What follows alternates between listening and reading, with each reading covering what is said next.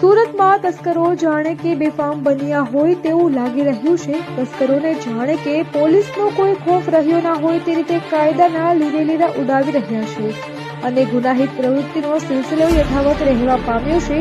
ત્યારે બેગમપુરા વિસ્તારમાં આવેલ દુધાળા શેરીમાંથી 10 લાખની ચોરીની ઘટના સામે આવી છે, જેમાં એક ઇસમ શેરીમાં ઘૂસી ફ્લેટના તાળા તોડી 10 લાખની ચોરી કરી ફરાર થઈ જાય છે। ત્યારે આ ઘટનાના પગલે ચકચાર મચી જવા પામી છે અને આ ચોરીની ઘટનાના સીસીટીવી પણ સામે આવ્યા છે, જેમાં જોવા મળી રહ્યું છે કે કિસમ ફ્લેટમાં આવે છે, રેકી કરે છે અને ત્યારબાદ ફ્લેટનું તાળું તોડીને 10 લાખની ચોરી કરી ફરાર થઈ જાય છે।